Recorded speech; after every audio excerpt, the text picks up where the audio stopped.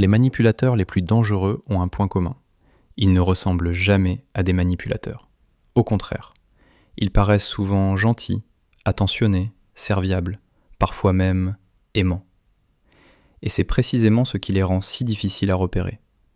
Parce que lorsqu'on imagine une personne manipulatrice, on pense à quelqu'un de froid, de calculateur, de malveillant. Mais dans la réalité, la manipulation est souvent beaucoup plus discrète et beaucoup plus proche de nous qu'on ne le pense.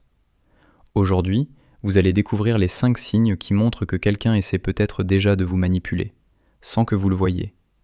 Et le dernier signe est probablement celui que la plupart des gens confondent avec une preuve d'amour. Premier point, elle te fait culpabiliser. Imaginez que vous refusez un service, et immédiatement, la personne répond « Après tout ce que j'ai fait pour toi » ou « Je pensais que tu tenais plus à moi ». D'un coup, vous vous sentez mal. Vous n'avez pourtant rien fait de mal, mais la culpabilité apparaît. C'est une technique redoutable. Au lieu de respecter votre décision, la personne transforme votre refus en faute morale. Peu à peu, vous commencez à dire oui pour éviter de vous sentir coupable. Et c'est exactement ce qu'elle recherche. Deuxième point, elle déforme la réalité. Vous êtes certain d'avoir entendu quelque chose, certain d'avoir vécu une situation, mais la personne vous répond « Tu exagères, je n'ai jamais dit ça, tu imagines des choses ». Au début, cela paraît anodin, mais à force de répétition, vous commencez à douter de votre propre mémoire, de votre propre jugement. C'est ce qu'on appelle souvent le gaslighting. Le but n'est pas de vous convaincre qu'elle a raison. Le but est de vous faire croire que vous avez tort. Troisième point, elle alterne entre chaleur et froid. Un jour, cette personne est adorable, attentionnée, présente. Le lendemain, distance, froideur, silence. Vous ne comprenez plus. Alors vous faites davantage d'efforts pour retrouver la version gentille que vous aimez. Et c'est là que le piège se referme. Votre cerveau devient focalisé sur la récompense, comme un joueur devant une machine à sous. Vous continuez d'espérer le prochain moment positif, même lorsque la relation devient toxique. Quatrième point, elle veut t'isoler des autres.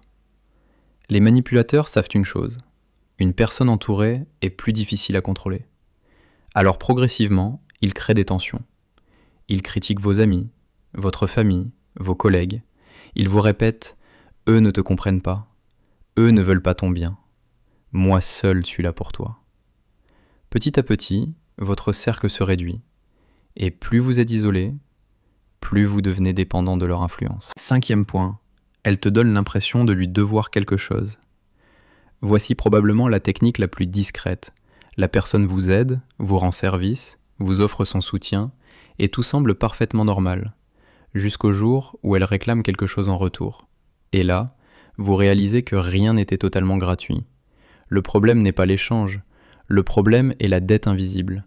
Une dette émotionnelle créée volontairement pour obtenir plus tard ce qu'elle veut. Les manipulateurs les plus habiles investissent souvent aujourd'hui pour récolter demain. La manipulation fonctionne rarement par la force. Elle fonctionne par petites étapes. Une culpabilité, un doute, une faveur, un isolement, puis un contrôle progressif. C'est ce qui la rend si difficile à repérer. La bonne nouvelle, une fois que vous connaissez ces mécanismes, ils perdent déjà une grande partie de leur pouvoir. Alors, posez-vous cette question.